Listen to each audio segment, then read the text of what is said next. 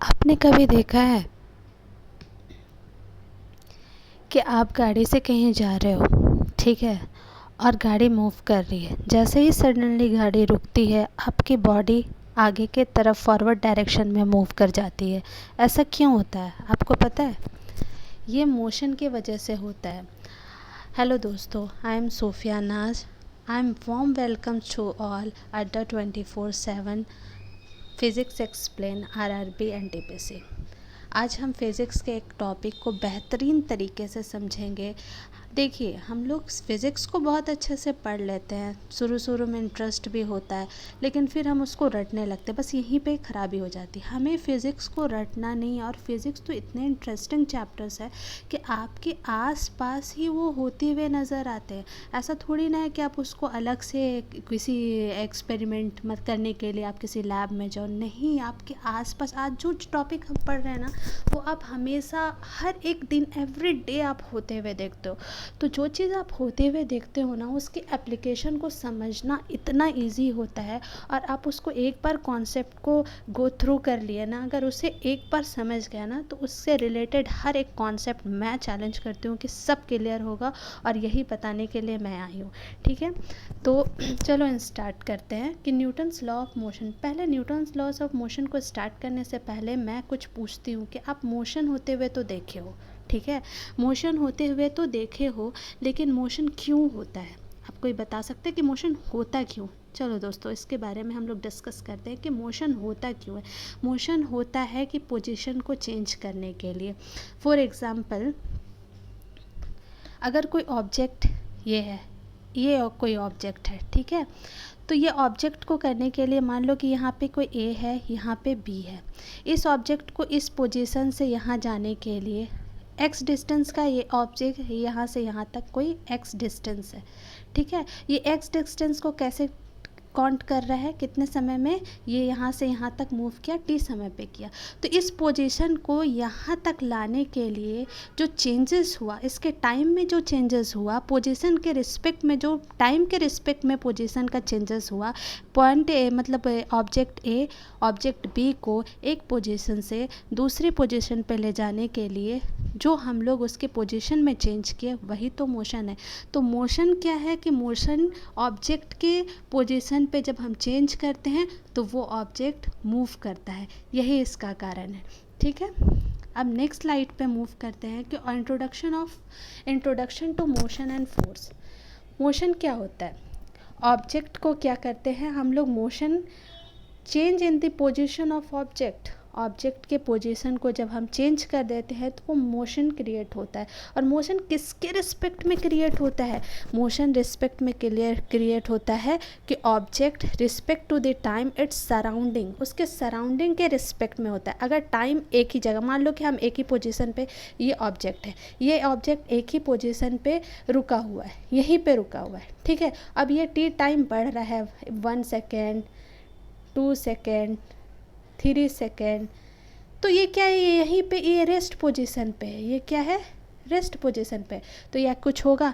नहीं, ये कुछ नहीं होगा। ये इसी पोजीशन पे एज इट इज़ बना रहेगा। क्यों बना रहेगा?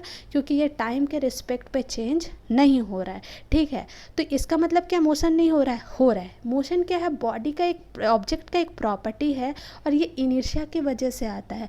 और इनर्शिया क्या करता है कि रेजिस्ट करता है चेंज को। और वो चेंज क्या करता है कि अगर बॉडी को रेस्ट में रहना चाहिए तो वो बोलेगी भैया छोड़ दो, हम रेस्ट में ही रहेंगे, हमको मूव नहीं करना, हमको मूव नहीं करना, हम ऐसे ही रहेंगे। अगर कोई बॉडी ऐसे मूव कर रही है तो वो बोलेगी कि हमको मूव करना है, हम आगे नहीं बढ़ेंगे, ठीक है। ये वाला चीज़ हो गया। तो ये वो चीज़ में क्या ऑब्जेक्ट क्या पता करता है? ऑब्जेक्ट क्या करना है? ऑब्जेक्ट के पास क्या टेंडेंसी होती है? ऑब्जेक्ट की टेंडेंसी ये होती है कि वो मास पे डिपेंड करती है, और मास इनर्शिया का प्रॉपर्टी है। जिस बॉडी के पास जितना मास होगा उतना ही उसके पास एनर्जी, मतलब उतनी ही उसके पास टेंडेंसी होगी अपने मोशन को रेजिस्ट करने के लिए, ठीक है। तो आई थिंक आपको क्लियर हुआ होगा कि motion is what is motion, और मोशन के पीछे का काउस क्या है, ठीक है। तो ये हो गया। उसके बाद फिर क्या है कि why do object move? Object क्यों मूव करता है। अच्छा, आप लोग, मुझसे तो बहुत बार सिली मिस्टेक हुआ है, कोई डोर है और मैं उसमें पुश और पुल करना हो तो जैसे मुझे पुश करना होता तो मैं पुल कर देती थी, और मुझे पुल करना हो तो मैं पुश कर देती थी। आई थिंक ये रियरली ऐसा होना तो नहीं चाहिए, मतलब, लेकिन बहुत सारे लोग ऐसे मिस्टेक्स करते हैं। तो यही है कि पोजीशन में हम चेंज करते हैं। अगर कोई बॉडी का रेस्ट पे है तो वो तब तक रेस्ट पे रहेगी जब तक हम उस पर कोई एक्सटर्नल फोर्स नहीं अप्लाई करेंगे। जब तक हम अब एक्सटर्नल फोर्स अप्लाई नहीं करेंगे तब तक वो उसी पोजीशन पे रहेगी। तो यहाँ पे लिखा है कि force, object moves because of force. A force is push और पुल दैट चेंज और tends to change the state और रेस्ट और मोशन ऑफ एन ऑब्जेक्ट। मैंने बताया ना कि अगर बॉडी तब तक रेस्ट पे रहेगी और तब तक मोशन पे रहेगी जब तक हम कोई बाहर से एक्सटर्नल फोर्स अप्लाइड ना कर ले। अगर हम कोई बॉडी मूव करिए उसको रोकने के लिए, हम मान लो कि कोई बॉडी मूव करे इधर से आ रही है और हम यहाँ पे एक स्टॉपर लगा दे तो वो वहाँ आकर के रुकेगी। मतलब हम एक्सटर्नल फोर्स प्रोवाइड की है उस बॉडी को रोकने के लिए। ठीक है, एक बॉडी है जो मूव कर रही है, यहाँ से मूव कर रही है। मान लो हम यहाँ पे एक वॉल लगा दिए, ये वॉल क्या कर रही है, इधर से फोर्स लगा रही है। ठीक है, और ये इधर जा रहा है। मान लो यहाँ पे आने के बाद ये बॉडी तो रुक जाएगी क्योंकि इसकी वेलोसिटी क्या हो जाएगी, ज़ीरो हो जाएगी।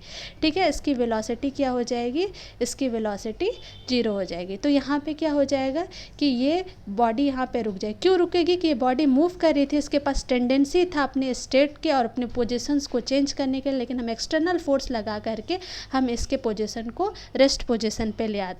तो यही चीज़ है कि कोई ऑब्जेक्ट मूव कर रही है या फिर कोई ऑब्जेक्ट रेस्ट पे है, अगर हम उसके पोजीशन को चेंज करते हैं या तो उसको रेस्ट में लाने के लिए या फिर एक्सटर्नल फोर्स प्रोवाइड करते हैं उसको मूव करने के लिए, तो इसी कारण से ऑब्जेक्ट्स मूव करती है। ओके, आई थिंक ये पॉइंट आपका क्लियर हुआ होगा। चलिए नेक्स्ट में पहुंचते हैं, नेक्स्ट चीज़ देखते हैं। हाँ, फोर्स जो है ना दो तरीके की होती है। फोर्स दो तरीके की होती है।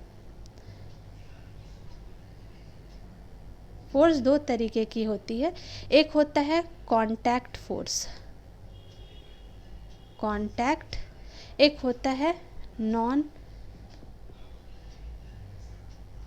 Contact force. अब ये नॉन कांटेक्ट फोर्स क्यों होती है, अब देखो यहाँ पे फोर्स है contact force, muscular force, frictional force, tensional force, ये सारा है कि जो दो बॉडी के ऑब्जेक्ट, मतलब दो ऑब्जेक्ट कांटेक्ट में हो, जिसमें फिजिकल कांटेक्ट ज़रूरी है। जैसे कि सबसे इम्पॉर्टेंट चीज़ जो तुम्हारा कांटेक्ट फोर्स को डिफाइन कर सकता है वो है फ्रिक्शन। फ्रिक्शन क्या है कि जब आप चलते हो, ठीक है, कोई बॉडी अगर चल रहा है, मान लो कि ये तुम्हारा क्या हो गया, ये तुम्हारा सरफेस हो गया, ये तुम्हारा क्या हो गया, ये तुम्हारा सरफेस हो गया, और मान लो कि यहाँ पे आप कोई चल रहा है, ठीक है, कोई चल रहा है, तो आप क्या कर रहे हो, आप जो चल रहे हो पीछे की तरफ फोर्स लगा रहे हो, बैकवर्ड डायरेक्शन में आप फोर्स लगा रहे हो, ठीक है। लेकिन ये क्या है, ये जो फ्लोर है ये इसको आपको आगे के डायरेक्शन में, फॉरवर्ड डायरेक्शन में आपको मूव करवा रहा है, ठीक है, फॉरवर्ड डायरेक्शन में, जिस वजह से आप क्या कर रहे हैं, आगे मूव कर रहे हैं। तो ये जो आपका बॉडी, आपका जो पैर है या फिर आपके जो स्लीपर्स है और ये जो फ्लोर है, ये जो फ्लोर है, ये फ्लोर के वजह से जो यहाँ पे कांटेक्ट फोर्स क्रिएट हुआ और इक्वल और अपोजिट रिएक्शन की वजह से आप जब मूव कर पा रहे हो तो वो हो गया कांटेक्ट फोर्स। और नॉन कांटेक्ट फोर्स का ऐसा नहीं कि आप इसका एग्जांपल को आप हाइपोथेसिस नहीं कर सकते हो। देखो नॉन कांटेक्ट फोर्स का सबसे अच्छा एग्जांपल है, आपने ग्रेविटेशनल फोर्स देखा हुआ। ग्रेविटेशनल फोर्स में क्या होता है कि ऑब्जेक्ट जैसे अर्थ है वो सन के चारों ओर मूव कर रही है, ठीक है, रिवॉल्व कर रही है। तो क्या ये अर्थ और सन के बीच में कोई कांटेक्ट फोर्स है? नहीं है, नॉन कांटेक्ट है, इसमें फिजिकल कांटेक्ट नहीं है। वो ग्रेविटेशनल फोर्स ऑफ अट्रैक्शन के थ्रू एक दूसरे पे फोर्स लगा रही है और उसके चारों ओर, उसके ग्रेविटी रीजन के चारों ओर वो मूव कर रही है। ये ग्रेविटी चैप्टर में बहुत अच्छे से पढ़ेंगे कि फोर्स ऑफ अट्रैक्शन क्या होता है, ग्रेविटेशनल फील्ड क्या होता है, इसके बारे में हम लोग वहाँ चर्चा करेंगे। और बहुत जल्द मैं इसके ऊपर एक वीडियो बनाने वाली हूँ ताकि आपको इसके अच्छे से इसके हर एक टिप्स ट्रिक्स, न्यूमेरिकल्स ट्रिक्स और जितने भी फार्मूलाज होते हैं, इसके पीछे कॉन्सेप्ट क्या होते हैं, सबसे ज़्यादा इम्पॉर्टेंट चीज़ होती है कॉन्सेप्ट। कॉन्सेप्ट पता है ना तो आप सब कुछ कर ले जाओगे, ठीक है, तो डोंट वरी अबाउट इट। तो यहाँ हो गया एक इलेक्ट्रोस्टैटिक्स फोर्स होते हैं, जैसे electrostatics force is just similar as the gravitational force. Gravitational force के बारे में हम लोग दो बॉडी के बारे में बात करते हैं, और यहाँ पे इलेक्ट्रोस्टैटिक फोर्स में हम लोग क्या बात करते हैं, इलेक्ट्रोस्टैटिक्स फोर्स में हम सिर्फ बात करते हैं, इलेक्ट्रोस्टैटिक फोर्स में हम दो चार्जेस के बीच की बात करते हैं। लेकिन ये दोनों भी, ये जो नॉन कॉन्टैक्ट फोर्स है, ये नॉन कॉन्टैक्ट फोर्स के बीच में तुम्हारा क्या होता है, नॉन कॉन्टैक्ट फोर्स में आपका फिज़िकल कांटेक्ट नहीं होता है। क्या होता है, फिज़िकल कांटेक्ट नहीं होता है, no physical contact, no physical contact, ठीक है, ओके। चलिए आगे बढ़ते हैं। अब हम लोग आते हैं, अब आपको पता चलेगा कि न्यूटन्स फर्स्ट लॉ क्या है, न्यूटन सेकंड लॉ क्या है, न्यूटन थर्ड लॉ क्या है, आपको इसके बारे में पता होना चाहिए। इससे पहले ओवरव्यू यही था कि आप ऑब्जेक्ट के मोशन को समझो कि ऑब्जेक्ट मूव क्यों कर रहा है, ऑब्जेक्ट रेस्ट में क्यों है, ये इनर्शिया कौन सी बला है, इनर्शिया कोई बला नहीं है, इनर्शिया मास की प्रॉपर्टी है। वो मास की प्रॉपर्टी है, जिस बॉडी के पास इनर्शिया ज़्यादा होगी उसके पास टेंडेंसी है कि वो बॉडी रेजिस्ट करेगी अपने मोशंस को, ठीक है। तो ये चीज़ हुआ। अगर देखो एन ऑब्जेक्ट रिमेन, यहाँ पे साफ साफ क्लियर मेंशन किया गया है कि ये जो ऑब्जेक्ट है, an object remain at rest और in uniform motion in a straight line unless acted upon by the external unbalanced force. देखो इसका सिंपल मीनिंग क्या होगा, ये डेफिनेशन से तो किसी को भी समझ नहीं आता, मुझे भी नहीं समझ में आता था, चलो मैं समझाती हूँ इसका मतलब क्या होता है। एक बॉडी जो है वो रेस्ट पे रहना चाहता है, अगर वो मूव कर रहा है तो मूव करना चाहता है, तब तक करना चाहता है जब तक आप कोई एक्सटर्नल फोर्स ना लगाओ। एक्सटर्नल फोर्स मतलब आप बाहर से कोई फोर्स अप्लाई ना करो कि उसके पोजीशन या उसके मोशन को रोकने के लिए। अनबैलेंस्ड फोर्स क्या होता है, अनबैलेंस्ड फोर्स के बारे में बताते हैं। अनबैलेंस्ड फोर्स क्या होता है, अनबैलेंस्ड फोर्स, अनबैलेंस्ड फोर्स क्या होता है,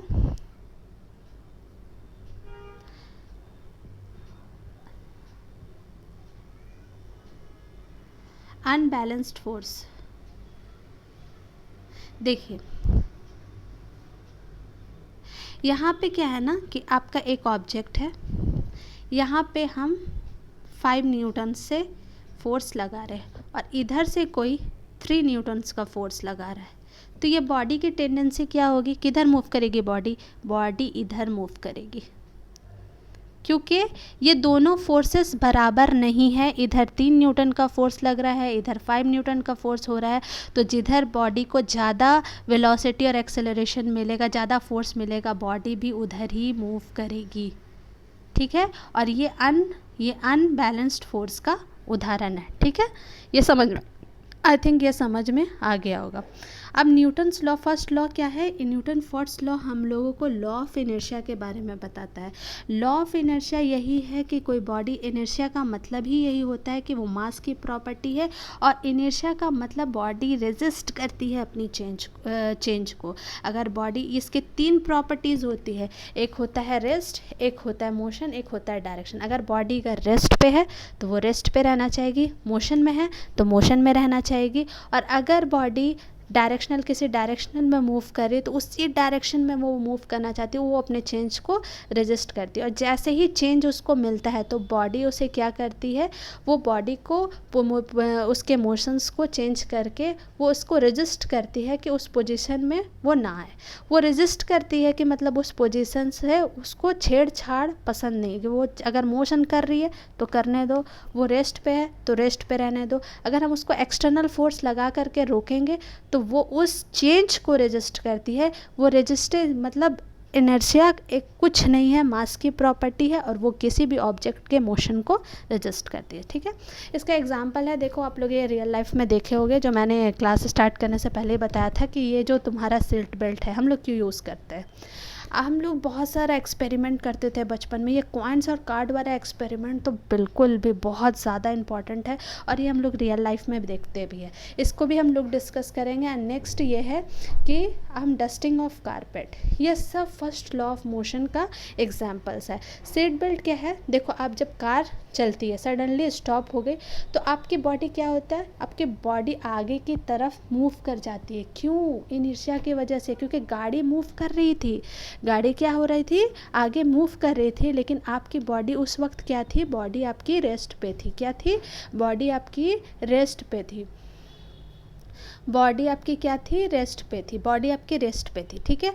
और when a car stop suddenly, जब आपकी कार सडनली स्टॉप हो जाती है तो आपका बॉडी क्या होता है, आगे की तरफ मूव कर जाता है। और वो मूव क्यों करता है? वो चेंज को रजिस्ट करता है, क्योंकि अचानक से वो बॉडी मतलब कार स्टॉप हो गई और आपकी बॉडी तो कार के साथ मूव कर रही थी, लेकिन आप तो रेस्ट पोजीशन पे थे। लेकिन जैसे ही कार अचानक से उसकी वेलोसिटी डाउन हुई, ज़ीरो हो गई, तो आपकी बॉडी उस रजिस्ट को चेंज करने के लिए आगे चला जाता है।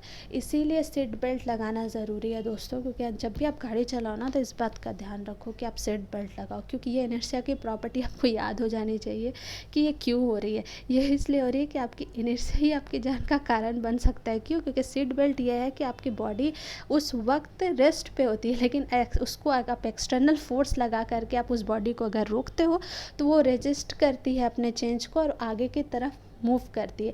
और सीट बेल्ट इसीलिए प्रोवाइड किया जाता है ताकि आपके वो एक्सटर्नल फोर्स से आपकी बॉडी को सेव किया जाए। और ये आपका फर्स्ट लॉ ऑफ मोशन का एग्जांपल है। कॉइन और कार्ड्स में क्या होता है दोस्तों, कॉइन और कार्ड्स में आप एक ग्लास ले लो और उसके ऊपर एक पेपर को रख दो, ठीक है, उसके ऊपर एक कॉइन को भी रख दो। तो क्या होगा, आप थोड़ी देर देखना कि आप ना पेपर को थोड़ी थोड़ी सी स्लाइड करो तो ना वो कॉइन जो है ना, वो पेपर पे जो कॉइन है वो भी धीरे धीरे धीरे धीरे स्लाइड होगा, ठीक है, धीरे धीरे धीरे स्लाइड होगा।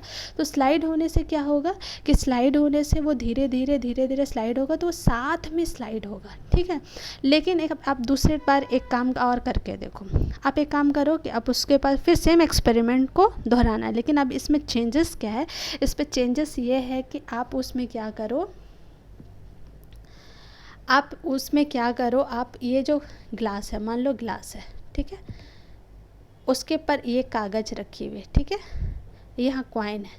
अब इसको आप एकदम फास्ट तरीके से मूव करो, इसको फास्ट तरीके से मूव करो, तो ये क्या हो जाएगी, ये तो रेस्ट पे है, इसको पता ही नहीं चलेगा इसको आगे जाना है, तो ये क्या है, ये नीचे ही ग्लास के अंदर ऐसे गिर जाएगी, ठीक है। तो ये तुम्हारा क्या है, ये चेंज को महसूस नहीं कर पाएगी, वो बॉडी तो अचानक से जा कर के फास्ट मूव कर रहा है और ये रेस्ट पोजीशन पे, कॉइन रेस्ट पोजीशन पे रह जाएगी और ग्रेविटी के थ्रू वो अंदर जा कर के ग्लास में गिर जाएगी, ठीक है। उसके बाद फिर क्या है, उसके बाद फिर आपका देखो dusting of carpet, beating of carpet. देखो आपके पास रक्स होगा ना, रक्स मीन्स कारपेट। अब कारपेट में बहुत ज़्यादा धूल हो गई होगी, आपको तो पता है कि बचपन में हम लोगों को बहुत पिटाई पड़ती थी, है ना, तो हम लोग कैसे रिएक्ट करते थे, उसमें डर जाते थे या फिर कहीं छुप जाते थे। इसमें छुपने की बात नहीं है, इसमें यह है कि जब भी रक्स अगर गंदा हो जाता है तो हम लोग उसको एक रॉड टाइप में उसको टांग देते हैं। उसको कहीं हैंग करने के बाद जब हम उसको स्टिक से पीटते हैं तो देखो रक्स भी रेस्ट पोजीशन पे है और उस पर रखा हुआ डस्ट भी रेस्ट पोजीशन पे है। तो डस्ट भी रेस्ट पोजीशन पे है, तो जैसे ही हम उस पर बीट करते हैं कारपेट के ऊपर जैसे ही बीट करते हैं तो वो जो डस्ट पार्टिकल है, छोटा छोटा जो डस्ट पार्टिकल है, वो तो रेस्ट पे है और रेस्ट पे होने के कारण क्या हो रहा है, रेस्ट पे होने के कारण उसको पता ही नहीं कि उस पर कोई फोर्स लग रहा है। जैसे ही हम लोग हीट करते हैं, जैसे ही हम लोग उस पर हीट करते हैं, किस पे, रक्स पे जैसे ही हम लोग हीट करते हैं वैसे ही क्या हो जाता है, वो जो पार्टिकल्स है, डस्ट पार्टिकल्स, वो रक्स से बाहर आ जाता है, ठीक है।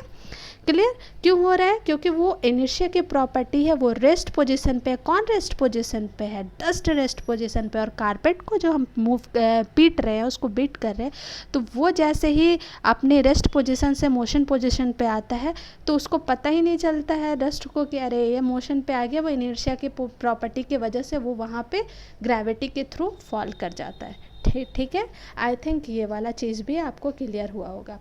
अच्छा, अब देखो एग्ज़ाम में बहुत सारा चीज़ पढ़ना पड़ता है हम लोगों को, तो मैंने इस चीज़ का ख्याल रखा है इस नोट्स में कि आपको एक ट्रिक्स भी मिले।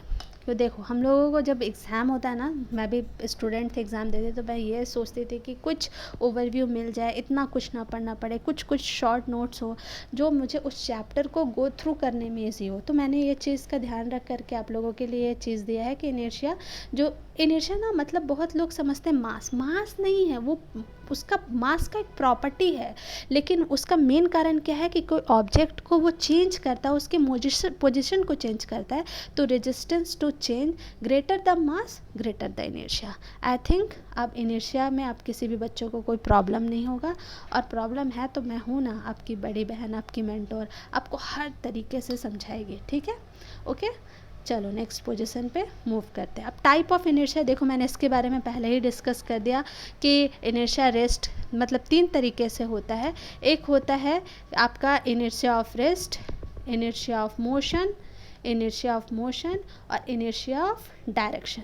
ठीक है, अब मान लो कोई बाईसाइकिल से मूव कर रहा है, कोई बाईसाइकिल से मूव कर रहा है, ठीक है, और वो बाईसाइकिल से मूव कर रहा है इस डायरेक्शन में मूव कर रहा है, तो आप अगर उसको इस डायरेक्शन में मूव कराओगे ना, तो इनर्शिया की वजह से वो क्या होगा, इनर्शिया की वजह से वो अपनी प्रॉपर्टी को, अपनी मोशन को वो क्या करेगा, इनर्शिया की वजह से वो अपनी मोशन को रेजिस्ट करेगा। ठीक है, अपनी पोजीशन को रेजिस्ट करेगा। तो ये 3 टाइप के होते हैं, एक motion, inertia of motion, the tendency of an object to continue moving. अगर किसी बॉडी अगर मोशन में है तो उसकी टेंडेंसी होती है कि वो कंटिन्यू मूव करे। अगर आप उसको रोकना चाहते हो तो एक्सटर्नल फोर्स लगा करके आप उसको रोक सकते हो, लेकिन इनर्शिया की प्रॉपर्टी होने के कारण वो अपनी मोशन की पोजीशन को चेंज करने में रेजिस्ट करेगा। ठीक है, और इसका एग्जाम्पल है an athlete runs before a long jump, inertia of motion helps carry the body forward. ठीक है, ये आपको समझ में आ गया होगा। अरे ये सबसे बेस्ट है, ये है जो हम एग्जाम्पल है जो हम लोग हमेशा से पढ़ते आए हैं। ठीक है, ये आप न्यूटन्स बाबा को जो जानते ही होंगे, न्यूटन सर कि वो गाछ के नीचे, एप्पल के पेड़ के नीचे बैठे हुए थे और एक एप्पल वहाँ से टूट करके फॉल हो गया, तो उन्होंने इस पे ऑब्जर्व किया और ग्रेविटी की थ्योरी को बना दिया।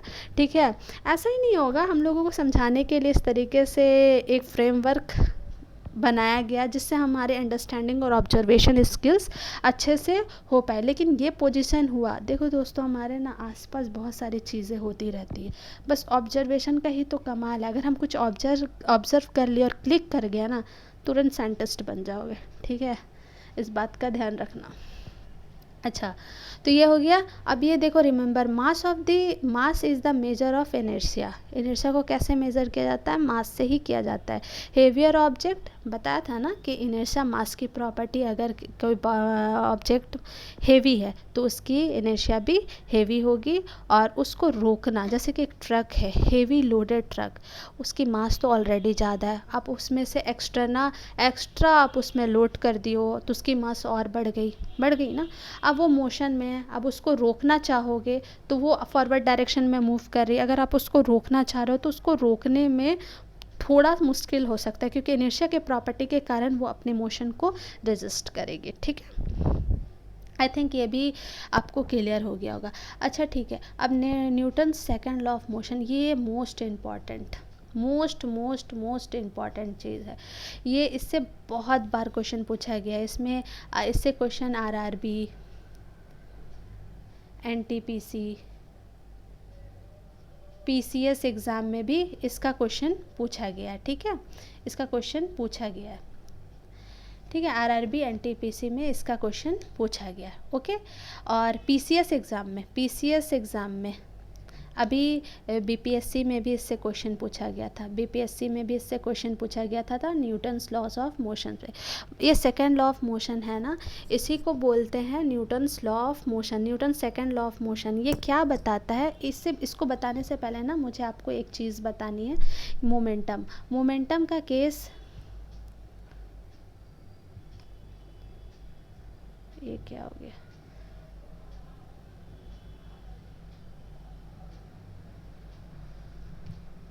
एक सेकेंड गाइस, हाँ सॉरी फॉर दैट। और Newton's second law of motion में क्या होता है कि आपको इसको बताने से पहले ना मुझे आपको मोमेंटम के बारे में बताना पड़ेगा। मोमेंटम को हम लोग ना पी से दिखाते हैं, क्या चीज़ से दिखाते हैं, पी से। और इसका फॉर्मूला होता है मास इनटू एक्सेलरेशन, ये होता है इसका फॉर्मूला। अगर कोई बॉडी है, ये बॉडी है, ये मूव कर रही है v वेलोसिटी से, और इस बॉडी का मास m है, ठीक है। तो अगर कोई बॉडी है v वेलोसिटी से मूव कर रही है, उसका पास मास है, तो वो किसकी प्रॉपर्टी होती है, आप उसको किससे डिफाइन कर सकते हो, मोमेंटम से। और मोमेंटम किससे दिखाते हैं, p से दिखाते हैं। क्या दिखाते हैं, p से दिखाते हैं। और मोमेंटम क्या है, the rate of change of momentum of object. Object का जो आपका मोमेंटम है, rate of change of momentum of object is directly proportional to the applied force. Applied unbalanced force मतलब कि आप इसको इस तरह से भी देख सकते हो। ये जो आपको इन्फॉर्मेशन दिया ना, तो यहाँ रेट ऑफ चेंज ऑफ पूछ रहा है। आप तो सिंपल जानते हो फोर्स का फॉर्मूला क्या होता है, फोर्स का फॉर्मूला होता है force equal to mass into acceleration. But for example मैं यहाँ पे जो लिखा हुआ है फोर्स इक्वल टू क्या होता है, फोर्स इक्वल टू आप इसमें देख सकते हो D P by D T, ठीक है, D P by D T. आप इसको अच्छे से समझो,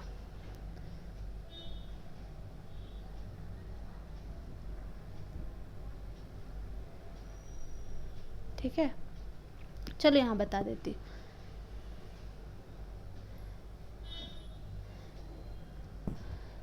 ये P जो तुम्हारा है, ये force nothing but is equal to rate of change of momentum, momentum change per unit time. अब मोमेंटम को हम कैसे दिखाते हैं, मोमेंटम का फॉर्मूला क्या होता है, सॉरी मास इनटू वेलोसिटी होता है दोस्तों, मास इनटू वेलोसिटी। क्या होता है, मास इनटू वेलोसिटी होता है, माफ़ करिएगा सिली सी मिस्टेक है, ये मास इनटू वेलोसिटी।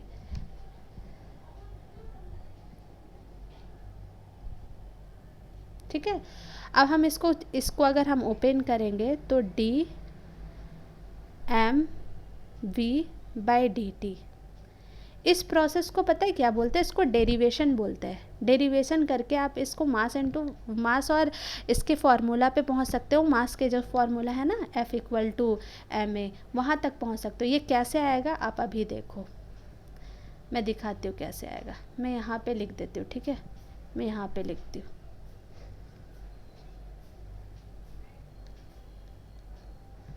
ये हो गया। अब देखो यहाँ पे जो तुम्हारा है F equal to D M V by D T, ठीक है, ये डी टी हो गया। तो मास तो चेंज नहीं होगा, मास कांस्टेंट है और कांस्टेंट का डेरिवेशन नहीं होता, तो मास को हम लोग बाहर निकाल देंगे और D V by D T हो गया। अब आप जानते होंगे v by T equal to क्या होता है दोस्तों, एक्सेलरेशन होता है। तो फोर्स इक्वल टू क्या हो गया, मास इनटू एक्सेलरेशन आ गया। फोर्स ये वाला चीज़ जो हम लोग डिस्कस कर रहे थे कि the rate of change of momentum of an object directly proportional to the applied unbalance force and take place in the direction of force आ गया। ये उसका आपका क्या है, ये उसका आपका डेरिवेशन है, जिसमें आप उसको डेरिवेट कर सकते हो, ठीक है। कैसे आ रहा है, second law of motion, the rate of change of momentum is called force. Force क्या है कि अब अगर कोई बॉडी है उसके मास को पर यूनिट टाइम में या टाइम के रिस्पेक्ट में अगर उसको चेंज कर रहे हो तो वो फोर्स चेंज हो रहा है, ठीक है। Rate of change of force ही आपका क्या है, सेकेंड लॉ ऑफ मोशन है, ठीक है। और यहाँ पे जो मैंने आपको यहाँ पे डिस्क्राइब किया, ये वही चीज़ है जो यहाँ पे लिखी हुई है। देखो मोमेंटम क्या है, momentum is the quantity of motion, momentum is the quantity of motion possessed by a moving objects. It depends on the both mass and velocity. ठीक है, ये वाली चीज़ है। और उसके बाद फिर क्या है, सेम मोमेंटम। अच्छा ये बात आप जानते हो, मान लो कि एक कार है या एक ट्रक है, और ट्रक के पास तो आप जानते हो इनर्शिया ज़्यादा, क्योंकि उसके पास मास ज़्यादा है। और एक मान लो कि छोटे बच्चे की साइकिल है, ठीक है, बाईसाइकिल, अगर वो मूव कर रही है बहुत तेज़ स्पीड से, और ये जो तुम्हारी जो ट्रक है, वो ट्रक तुम्हारी लो स्पीड से मूव कर रही है, लेकिन उसके पास मास ज़्यादा है, तो आप बता सकते हो क्या दोनों का मोमेंटम सेम हो सकता है कि नहीं? आप सोच के बताओ, मोमेंटम दोनों का सेम हो सकता है कि नहीं? एक हेवी मास वाली बॉडी है जैसे ट्रक, और वो लो स्पीड से मूव कर रही है, लेकिन साइकिल जो है वो तुम्हारा हाई मतलब हाई स्पीड से मूव कर रहा है, लेकिन उसकी मास की प्रॉपर्टी मतलब उसकी मास कम है, और वो हाई स्पीड से मूव कर रहा है। तो क्या दोनों की मोमेंटम सेम होगी या फिर किसकी मोमेंटम ज़्यादा होगी, बताओ। तो बहुत लोगों का ना ये कमेंट आता है कि मोमेंटम ट्रक की ज़्यादा होगी क्योंकि उसके पास मास ज़्यादा है। नहीं दोस्तों, दोनों की मोमेंटम सेम होगी। क्यों? क्योंकि मोमेंटम क्या है, मास के साथ साथ वेलोसिटी पे भी डिपेंड करता है। अगर इसका मास ज़्यादा है, क्या बोलते हैं, इसकी मास ज़्यादा है अगर ट्रक का, तो साइकिल की वेलोसिटी भी तो ज़्यादा है। अगर आप मान लो फॉर एग्ज़ाम्पल, अगर आप एक ट्रक, मैंने एक ट्रक और एक साइकिल का एग्जांपल दिया, ठीक है। अगर मान लीजिए कि एक ट्रक है, ठीक है, ट्रक है, यहाँ पे मैं बताती हूँ आपको, ये वाला चीज़ मैं इरेज कर देती हूँ ताकि समझने में इजी हो जाए। ओके, डोंट वरी दोस्तों, सारे कुछ समझ आएगा आपको, ईच एंड एवरीथिंग, वो भी इजी लैंग्वेज में और इजी टिप्स एंड ट्रिक्स पे, ठीक है। ओके, तो जैसे कि एक ट्रक है, मान लो हम ट्रक को पी मान लेते हैं। क्या मान लेते हैं? पी। ट्रक को हम लोग क्या कर लिए? पी ले लिए। अगर मान लो कि ट्रक का जो मास है, ट्रक का जो मास है वो 5000 है, ठीक है, 5000। ये मास हो गया, ट्रक का मास जो है 5000 का है, और उसकी जो आपको मान लो कि आप उसकी स्पीड जो है, स्पीड आपका कितना है? 2 मीटर पर सेकेंड, और ऑफ कोर्स इसको हम केजी में लेंगे, तो इसको हम निकालेंगे, इसका मास इनटू वेलोसिटी होता है। इसको अगर हम लिखें तो ये कितना हो गया? 5000 इंटू 2, तो ये कितना हो गया? कितना हो गया बताइए? 10,000 kg मीटर पर सेकेंड, ये हो गया। अब हम लोग साइकिल का लेते हैं, साइकिल को ना हम लोग बी से डिनोट करते हैं, और साइकिल का जो मास है ना, साइकिल का मास कितना है? मान लो साइकिल का मास है 100 kg, और इसकी वेलोसिटी जो है, इसकी वेलोसिटी कितनी है? 100 मीटर पर सेकेंड। तो अब हम क्या करेंगे, इसको 100 इंटू 100 कर दे तो आ गया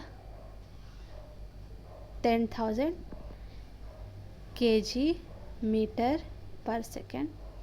तो देखो दोस्तों, दोनों ऑब्जेक्ट क्या है, दोनों ऑब्जेक्ट अलग अलग थी, ठीक है, दोनों ऑब्जेक्ट अलग अलग थी। एक का मास ज़्यादा था लेकिन लो वेलोसिटी से मूव कर रही थी, और एक का क्या था, एक का मास कम था लेकिन फास्ट मूविंग, मतलब बाईसाइकिल, उसकी वेलोसिटी फास्टली मूव कर रही थी, लेकिन दोनों का मोमेंटम सेम था, P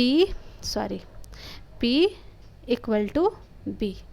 दोनों, यहाँ भी 10,000 इक्वल टू 10,000। ये डिपेंड नहीं करता है कि कौन सा ऑब्जेक्ट का मास बड़ा है, कौन सा ऑब्जेक्ट का मास छोटा है। अगर आप इस चीज़ को इस तरीके से देख रहे हो ना कि जिसका मास बड़ा है उसमें इनर्शिया की प्रॉपर्टी मैम ने बताया, तो क्या होगा कि वो उसका मोमेंटम ज़्यादा होगा, नहीं, ये स्पीड पे भी तो डिपेंड करता है ना, स्पीड पे भी तो डिपेंड करता है। तो आप इसके एक फैक्टर को ही नहीं देखोगे, आप दूसरे फैक्टर को भी देखोगे कि इसका स्पीड ज़्यादा था और इसका मास कम था, जाएगा, तो दोनों बैलेंस हो सकता है, ठीक है। ये मोमेंटम, मास और वेलोसिटी दोनों से ही मेज़र की जाती है। तो अगर किसी ऑब्जेक्ट में लग रहा है कि वो भारी लेकिन स्पीड उसका कम है, तो और कोई ऑब्जेक्ट बहुत छोटी है और उसका स्पीड बहुत बहुत ज़्यादा है, क्योंकि जो बॉडी स्मॉल होती है ना, उसको अगर हम मूव कराते हैं तो उसमें ऑटोमेटिकली उसकी स्पीड ज़्यादा होती है मास के कारण, क्योंकि उसका कम मास है और वो ज़्यादा स्पीड से मूव करेगी, ठीक है।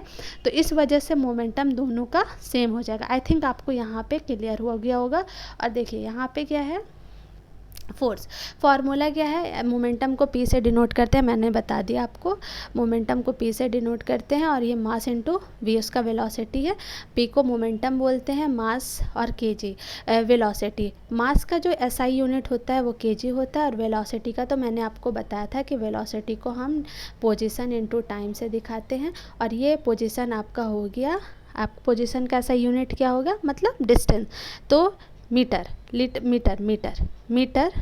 पर सेकेंड, तो यहाँ पे हो गया मीटर पर सेकेंड, ठीक है। तो ये इसलिए यहाँ पे मैंने ये लिखा था, देखो केजी मीटर पर सेकेंड, ठीक है। आई थिंक ये क्लियर हुआ होगा।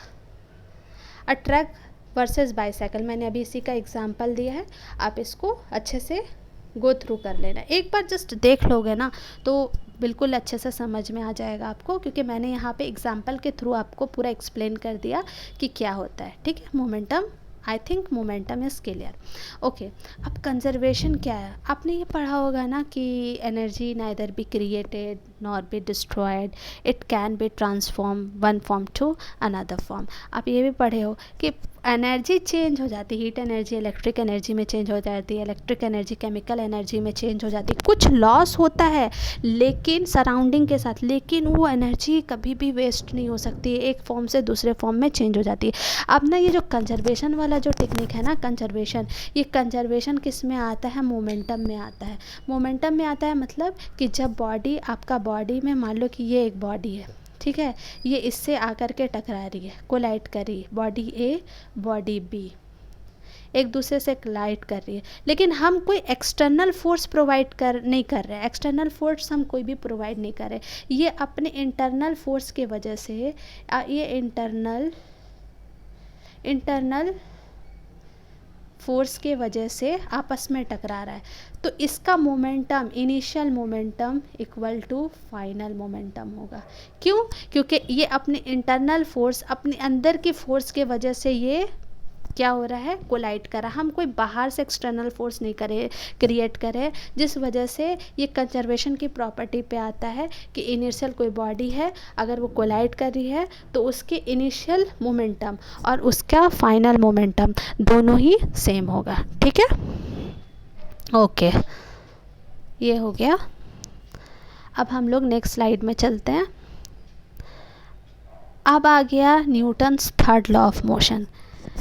इसको तो भाई बहुत इजी तरीका है समझने के लिए। बोला जाता है ना कि मतलब हर एक सिस्टम अपना इक्वल एंड अपोजिट रिएक्शन दिखाती है। आप उस पर एक्शन लो, वो आपको रिएक्शन देगा। मान लो कि आपकी एक दोस्त है, हाँ, आपने उसको कुछ बोल दिया पूरा तैस में आ करके, यू लैसेस ऑन हिम, तो आप क्या होगा कि वो क्या करेगा, कुछ देर तक आपको बर्दाश्त करेगा, लेकिन उसके बाद क्या देगा, जोर धूप से घुमा करके। क्यों? क्योंकि अरे भाई कितनी देर तक तेरा बकवास सुनो, एक लिमिट होता है, बस उस लिमिट को टच मत कर दो, ठीक है। तो एक लिमिट तक ही कोई किसी की बात को सह सकता है, ठीक है। एज अ ह्यूमन बीइंग हम लोगों को गुस्सा आता है, लेकिन दोस्तों गुस्सा नहीं करना चाहिए, ठीक है।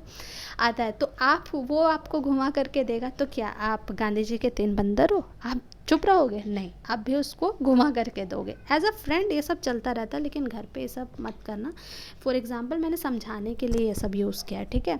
और Newton's third law of motion में क्या है ना, इसका यूजेस हम रियल लाइफ में होते हुए देखते हैं। क्या है, इसको सिर्फ ये मत समझो कि for every action is equal and opposite reaction, no no no no. इसको सिर्फ इस तरीके से समझोगे ना तो इसके पीछे का कॉन्सेप्ट क्लियर नहीं होगा। देखो हम लोग, देखो न्यूटन लॉज ऑफ मोशन का हम लोग यूज़ ना डेली लाइफ में भी करते हैं, और आई थिंक आप लोगों को स्पेस के बारे में, रॉकेट के बारे में जानने का बहुत क्यूरियोसिटी होता है, जैसे मुझे भी होता था कि ये कैसे वर्क करता है, ये कैसे मूव कर रहा है, अचानक से जा कर के स्पेस में कैसे ही उसके रोवर्स और रॉकेट अलग हो जाते हैं। ये सारे इस पे भी ना, अगर दोस्तों अगर आपको वीडियो चाहिए होगा तो बोलना, मैं इस पर बना करके दिखाऊंगी, ठीक है, कि ये कैसे कैसे वर्क करता है। ओके तो यहाँ रॉकेट ऑफ propulsion में क्या होता है, रॉकेट उसमें क्या होता है, आपके सैटेलाइट को थ्रू भेजा जाता है स्पेस के अंदर,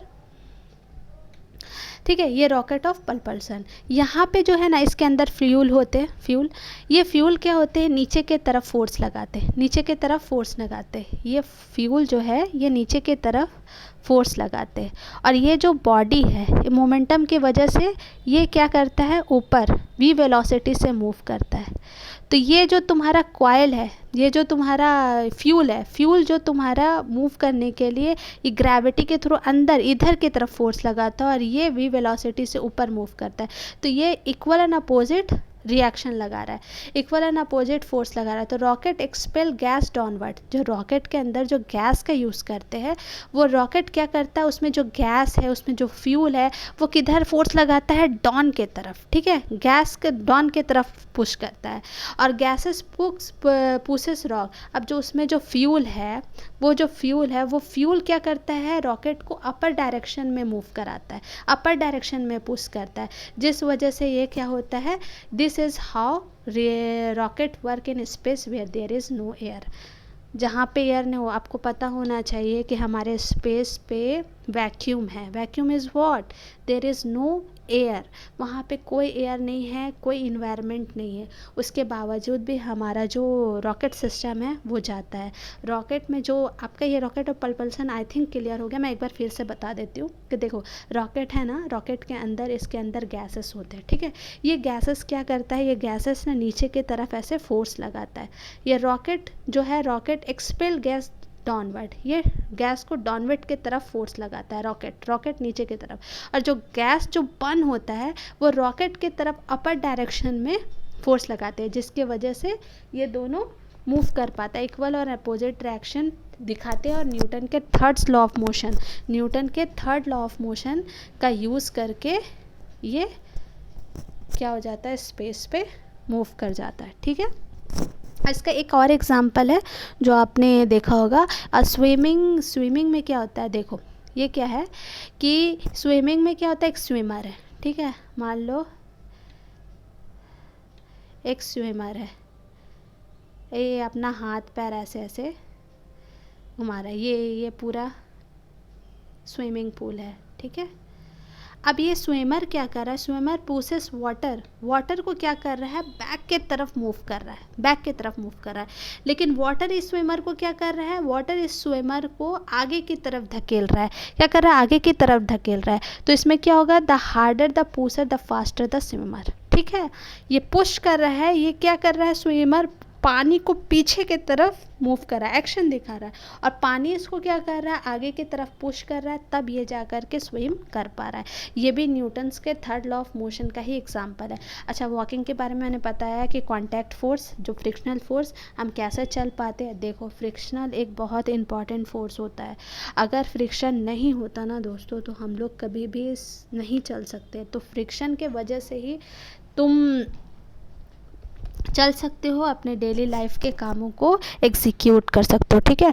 तो योर फुट पुशेस, देखो वॉकिंग स्टेट में क्या हो रहा है कि आपका जो ये foot pushes the ground backward. आप जब चलते हो ना दोस्तों तो आपके जो फुट है और आपके जो सरफेसेस है, फ्लोर, जो अर्थ के फ्लोर है, जो आपके सरफेसेस है, आप जहाँ पे चल रहे हो, रोड व्हाटएवर जहाँ भी आप चल रहे हो तो दोनों के बीच में फिजिकल कांटेक्ट बन रहा है, ठीक है। और अपने फुट से आप ग्राउंड को बैक की तरफ धकेल रहे हो, आप एक्शन प्रोवाइड कर रहे हो, और ग्राउंड क्या कर रहा है, पुश कर रहा है आपको फॉरवर्ड डायरेक्शन में, ठीक है।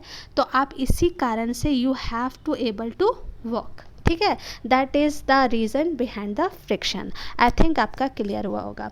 अच्छा चलो, एक और चीज़ है जो आपको जानना बहुत ज़रूरी है। देखो, आपने बर्ड को देखा है, सभी ने देखा है मैम, अभी भी घूम रही है, ठीक है। तो बर्ड्स में क्या होता है ना कि बर्ड्स फ्लाई कैसे करती है, बहुत इंपॉर्टेंट फिज़िक्स है।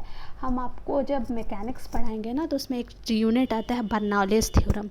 बर्नौलीज थ्योरम का प्रिंसिपल का यूज़ करते ही ये एरोप्लेन वगैरह है ना, ये एरोप्लेन वगैरह कैसे मूव करता है और ये किस मैकेनिज़्म का यूज़ करता है, ये इसका भी मतलब ये उसी प्रॉपर्टी पे, उसके प्रॉपर्टी से थोड़ा बहुत रिलेटेड है, लेकिन आप उससे रिलेट कर सकते हो कि कैसे होता है। बहुत इंटरेस्टिंग चैप्टर है मैकेनिक्स का, वो चैप्टर हम पढ़ेंगे लेकिन अभी हम यहाँ पे बात कर लेते हैं। बर्ड्स फ्लाइट क्या होता है, बर्ड्स पुशेस एयर डाउनवर्ड। देखो, बर्ड जब ना मूव करती है, फ्लाई करती है, मूव नहीं करती है, फ्लाई करती है मतलब स्काई पे, तब क्या होता है, उसके पीछे फिज़िक्स क्या होता है। जब बर्ड्स का जो ये क्या बोलते हैं विंग्स होती है, तो विंग्स में क्या होती है, वो एयर को भरती है, और bird pushes air downward, air को क्या करती है ना, वो डाउनवर्ड मतलब नीचे की तरफ धकेलती है ना। और जो एयर जो भरा हुआ होता है उसके विंग्स में, वो बर्ड्स को अपर डायरेक्शन में मूव करवाता है। इस वजह से वो क्या होती है, they are allowing to it fly, ठीक है, वो फ्लाई कर सकती है, ठीक है। और ये वाला तो आपको समझ में आ गया होगा। रिकॉइल ऑफ गन, आपको पता है ये कितना इम्पॉर्टेंट है, रिकॉइल ऑफ गन। इससे बीपीएससी में क्वेश्चन पूछा गया था, ठीक है, बीपीएससी में क्वेश्चन पूछा गया था रिकॉइल और गन। मैंने आपको कंजर्वेशन के बारे में बताया था ना अभी, कंजर्वेशन, कंजर्वेशन ये वही मोमेंटम के ऊपर काम करता है दोस्तों। इसका initial momentum equal to final momentum. अब ये तो मैंने लिख के दिखा दिया, मैं समझाती हूँ कैसे। देखो, when a bullet is fire, देखो गन है, अब बुलेट है, अब तो जानते हो गन का मास ज़्यादा होगा, है ना, और बुलेट का मास कम होगा। जैसे ही हम बुलेट को फायर करते हैं गन से, तो वो वी वेलोसिटी से आगे के तरफ मूव करती है, और उसी इंटरनल जो फोर्स ऑफ अट्रैक्शन हो रहा है इन दोनों के बीच में, उसी फोर्स को ओवरकम करने के लिए गन पीछे की तरफ मूव करता है, ठीक है। अब चला के मत देखने लग जाना, मैंने बस एग्जांपल दिया है कि मतलब उसको आप जैसे ही पुश करोगे तो वो जो आपका बुलेट है वो आगे की तरफ जाएगा और ये आपके पीछे की तरफ जाएगा, ठीक है। ये हो गया, तो ये हो गया रिकॉइल ऑफ गन, ठीक है। ये किसके मतलब किस पर ये काम करता है, किस एप्लीकेशन पे, तो Newton's third law of motion पे, ठीक है। आई थिंक ये क्लियर हुआ होगा। ओके, तो ये सारा एग्जाम्पल था। एग्जाम्पल इसलिए दिया है ना दोस्तों, ताकि आप अगर कॉन्सेप्ट तो नहीं भूलोगे, मुझे पता है जो बताया है वो याद होगा ही।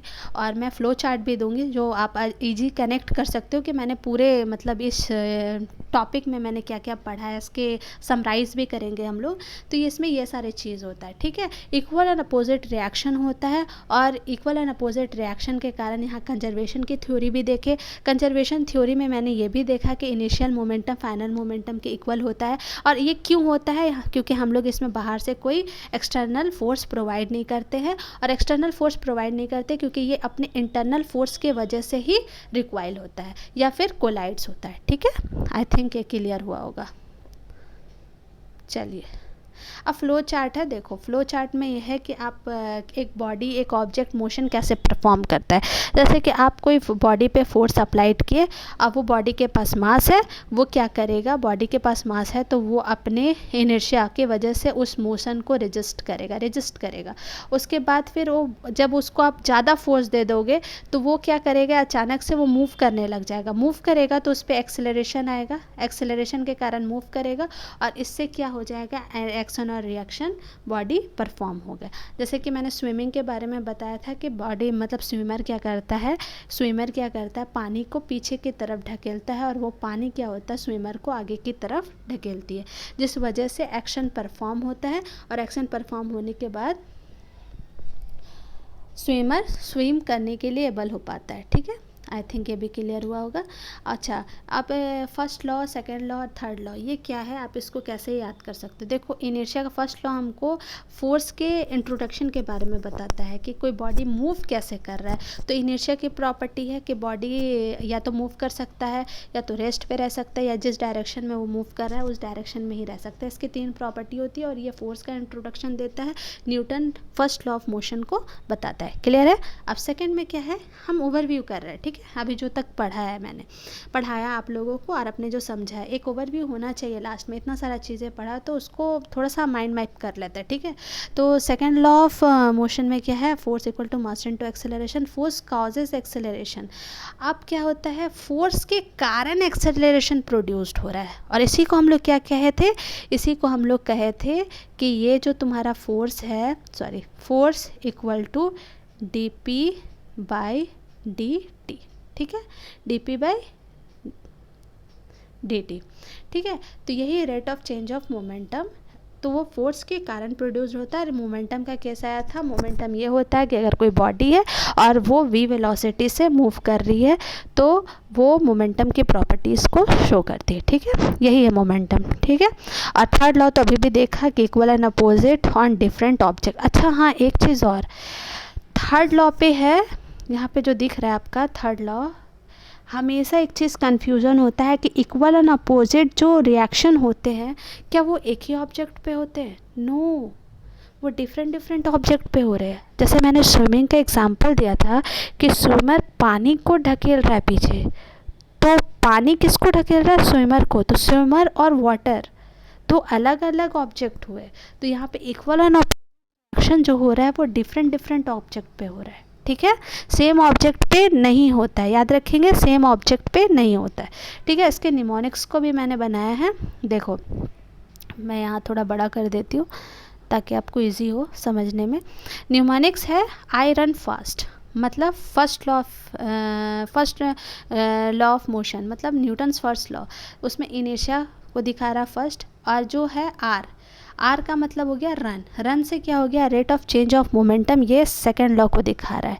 अब फास्ट, कैसे हम लोग फास्ट मूव कर सकते हैं, जैसे इक्वल एंड अपोजिट रिएक्शन, जैसे कि स्विमर का दिखाया मैंने, बर्ड का दिखाया कि बर्ड्स क्या कर रही, एयर को नीचे ढकेल रही है और एयर क्या हो रहा है, बर्ड्स को ऊपर की तरफ ढकेल रहा है।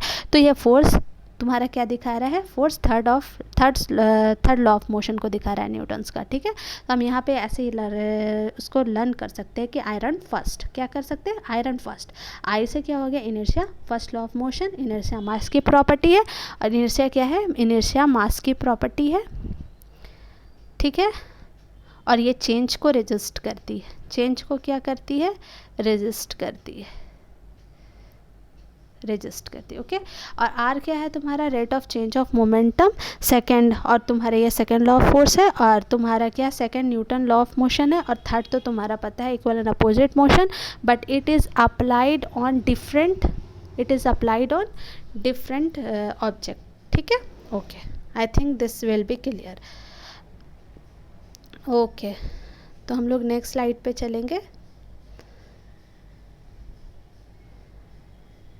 रियल लाइफ एप्लीकेशन में आपने ये देखा होगा, न्यूटन्स लॉ ऑफ मोशन का एग्जांपल दे रही मैं। ये तुम्हारा जो रियल लाइफ एग्जांपल जो होता है, जैसे कि आपने क्रिकेट मैच देखा है, सभी देखते हैं, अभी तो आईपीएल जस्ट कंप्लीटेड हुआ है, ठीक है। अभी तो क्या है कि क्रिकेट फील्डर में जैसे जो फील्डिंग करते हैं जो प्लेयर, अगर कैच पकड़ना होता है तो वो क्या करते हैं, अपने हैंड को नीचे की तरफ लाते हैं। ये सेकंड लॉ ऑफ मोशन का एग्जांपल है, और इस पे ना एक बहुत इम्पॉर्टेंट एक फार्मूला आता है जिसको हम लोग इम्पल्स बोलते हैं, इम्पल्स, इम्पल्स। ये इम्पल्स क्या होता है, इम्पल्स कुछ नहीं होता है बेटा, कि वो जो फोर्स है ना, वो फोर्स को बहुत शॉर्ट इंटरवल ऑफ टाइम में, फोर्स को बहुत शॉर्ट इंटरवल ऑफ टाइम के लिए हम लोग उसका यूज़ करते हैं। वो कैसे करते हैं, आई इक्वल टू क्या होता है, I equal to F into T. जब किसी ऑब्जेक्ट में बहुत शॉर्ट इंटरवल ऑफ टाइम में, बहुत कम समय के कम टाइम में आप फोर्स को एक्सर्ट करवाते हो, उसी को हम लोग बोलते हैं इनर्शिया। और यही प्रॉपर्टी का यूज़ किया जाता है। देखो, अगर बैटिंग किया, हिट किया कोई क्रिकेटर, ठीक है, बैट्समैन, तो आप उसको कैच पकड़ना है, तो कैच हम ऊपर ऐसे हाथ ले जा करके नहीं करेंगे, ठीक है। उसकी वेलोसिटी को, बॉल की वेलोसिटी को ज़ीरो करने के लिए हम हाथ को नीचे लेके आएंगे ताकि हमारे हैंड हर्ट ना करे, ठीक है। तो ये सेकेंड लॉ ऑफ मोशन का एग्जांपल। और व्हीकल में क्या हो गया, एयर बैग, सीट बेल्ट, ये सब तो मैंने फर्स्ट टाइम में ही आपको बताया था जब इस वीडियो को स्टार्ट किया था, तो ये आप पढ़ लेना। स्पेस साइंस पे यूज़ होता है ये rockets, use third law of motion. तो सैटेलाइट वगैरह कैसे जाती है, और रिकॉइल ऑफ गन के बारे में बताया था, रॉकेट propulsion के बारे में बताया था। ये स्पेस साइंस में फिज़िक्स का यूज़ होता है, ठीक है। और उसके बाद फिर क्या है, देखो कॉमन मिस्टेक्स बच्चे कहाँ करते हैं, मैं भी करती थी, सिर्फ आप नहीं, मैं भी करती थी, लेकिन ये मिस्टेक्स आपसे नहीं होना चाहिए। इसमें क्या है कि ये जो एक्शन और रिएक्शन वाले फोर्स है ना, मैंने यहाँ लिख दिया, मैंने वहाँ पे आपको बता दिया था, मैंने यहाँ पे आपको बताया था कि ये यहाँ पे बताया था कि इक्वल एंड अपोजिट फोर्सेस, जो यहाँ पे इक्वल एंड अपोजिट जो रिएक्शन होते हैं वो डिफरेंट ऑब्जेक्ट पे लगते हैं, सेम ऑब्जेक्ट पे नहीं लगते, ठीक है। और यहाँ पे तुम्हारा, यहाँ पे लिख भी दिया मैंने, कॉमन मिस्टेक जो करते हैं, action reaction force act on a different object, they never can cancel each other, क्योंकि ये अनबैलेंस फोर्स होता है, ठीक है। ये अनबैलेंस फोर्स है, आप उसको कैंसिल नहीं कर सकते। कैंसिल कौन से फोर्स उसको किया जाता है कि एक बॉडी है, एक बॉडी, चलो ठीक है मैं बताती हूँ कैसे। अनबैलेंस फोर्स मैंने बताया था, फिर से बता देती हूँ। यहाँ पे एक बॉडी है, ठीक है, इधर 5 न्यूटन से जा रहा है, कोई खींच रहा है, और इधर से कोई इसको पुल कर रहा है 5 न्यूटन से। तो क्या बॉडी मूव करेगी, एज इट इज़ बनी रहेगी, एज इट इज़। क्यों, क्योंकि दोनों फोर्स इक्वल एंड अपोजिट है और ये एक दूसरे को कैंसिल करेंगे, ठीक है। ये हो गया, तो ये मिस्टेक नहीं करना है, हो गया। अब नेक्स्ट स्लाइड पे चलते हैं, जो हमारा आई थिंक लास्ट ही होगा। मैंने कुछ क्वेश्चन दिया है जो CBSE ओलंपियाड वगैरह और कुछ क्वेश्चंस जो आए हैं, जो आपको इस चैप्टर, जो अभी मैंने इस यूनिट को पढ़ाया है उससे रिलेटेड ही है। मैंने इसको सॉल्व कर दिया है, पर आप इसको खुद से बनाने की कोशिश कीजिएगा, ठीक है। तो ये हो गया तुम्हारा फर्स्ट क्वेश्चन है, inertia of object depends on, किस पे डिपेंड करता है। अरे मैम हम लोग तब से पढ़ रहे हैं, इनर्शिया मास की प्रॉपर्टी है, मास पे ना डिपेंड करेगा, फोर्स पे थोड़ी ना डिपेंड करेगा। और देखो 5 kg ऑब्जेक्ट है, accelerated 2 metre per second square, और तो फोर्स क्या होगा। देखो यहाँ पे तुम्हारा मास है, मैं इसको बना देती हूँ। देखो फोर्स इक्वल टू क्या होता है, मास इनटू एक्सेलरेशन होता है। मास कितना दिया हुआ, मास है 5 इंटू 2, तो कितना हो गया 10। और फोर्स का यूनिट क्या होता है, न्यूटन। बहुत इजी क्वेश्चन था, ठीक है, ये कोई रॉकेट साइंस नहीं है। देखो रॉकेट साइंस का एग्ज़ाम मतलब नाम ही लिया तो भाई साहब हाजिर हो गए। रॉकेट वर्क्स ऑन होता है किस पे, कौन से लॉ ऑफ मोशन पे काम करता है, न्यूटन्स के थर्ड लॉ ऑफ मोशन पे काम करता है। और ये एक्शन और रिएक्शन लॉ पे काम करता है, एक्शन रिएक्शन, ठीक है। ये हो गया। उसके बाद फिर हम लोग मूव करेंगे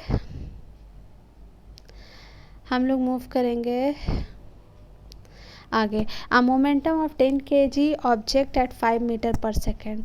तो एक मोमेंटम है जिसका मास, बॉडी का मोमेंटम आपको बताना है, जो 10 kg का ऑब्जेक्ट है और 5 मीटर पर सेकेंड वेलोसिटी से मूव कर रहा है। तो यहाँ पे हो गया P equal to mv। m क्या हो गया तुम्हारा, m मास हो गया 10 kg इंटू 5, और ये तुम्हारा कितना हो गया 50। यूनिट क्या होगा, मास का यूनिट kg, और वेलोसिटी का मीटर पर सेकेंड, ठीक है। आई थिंक ये क्लियर हुआ होगा।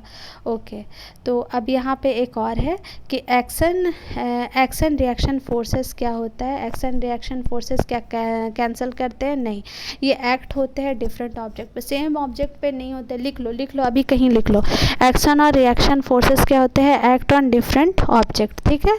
उसके बाद फिर ठीक है, ये हो गया। अब आप इसको रिवाइज कर लीजिएगा। और यहाँ पे देखो रिवीजन, अब हम लोग जो इस चैप्टर में जो जो चीज़ पढ़े हैं उसको एक बार फिर से रिवाइज़ कर लेते हैं, एक बार रिकैप कर लेते हैं, ठीक है। ठीक है, तो फाइनल रिवीजन सेट्स में क्या है कि फर्स्ट लॉ ऑफ पहले हम ऑब्जेक्ट को देखें कि वो कैसे मूव करता है, उसके पोजीशन में चेंजेस होता है, इस वजह से वो मूव करता है, object resist change in state, ये क्लियर हो गया। उसमें इनर्शिया की प्रॉपर्टी होती है, इनर्शिया मास पे डिपेंड करता है, वो 3 तरह का होता है, एक होता है रेस्ट पोजीशन पे, एक अगर वो मोशन में है, और एक डायरेक्शनल, ठीक है। उसका सेकंड लॉ ऑफ मोशन क्या होता है, ये rate of change of momentum के ऊपर काम करता है। अगर कोई बॉडी का मोमेंटम चेंज हो रहा है अनबैलेंस्ड फोर्स के कारण, ठीक है। और ये एक्शन और रिएक्शन फोर्सेस होता है, लेकिन एक्शन और reaction forces performed on the different object, same object not, ठीक है। और एसआई यूनिट फोर्स का क्या होता है, न्यूटन होता है, मोमेंटम का केजी मीटर पर सेकेंड होता है। और बैलेंस फोर्स अनबैलेंस फोर्स क्या होता है, बैलेंस फोर्स में कि उसमें एक्सेलरेशन एग्जीक्यूट नहीं होगा, अनबैलेंस फोर्स में चेंज इन मोशन होगा, ठीक है। मोशन चेंज होने के लिए अनबैलेंस फोर्स का होना ज़रूरी है, अगर बैलेंस फोर्स है तो वहाँ पे मोशन परफॉर्म नहीं हो सकता, ये बहुत इंपॉर्टेंट चीज़ है, ठीक है, इसको मार्क कर लीजिएगा। नो एक्सेलरेशन अनबैलेंस फोर्स, मतलब जहाँ एक्सेलरेशन नहीं हो रहा, मूवमेंट नहीं हो रहा है, वो unbalanced force, sorry balanced force है। और अनबैलेंस्ड फोर्स जहाँ जिस ऑब्जेक्ट में मोशन परफॉर्म हो रहा है, ठीक है। अच्छा, एग्ज़ाम टिप्स से यही है कि इनर्शिया जो होता है हमेशा डायरेक्टली प्रोपोर्शनल होता है मास के। Always identify which object action and reaction force act on it, ठीक है। तो this is all today, thank you so much.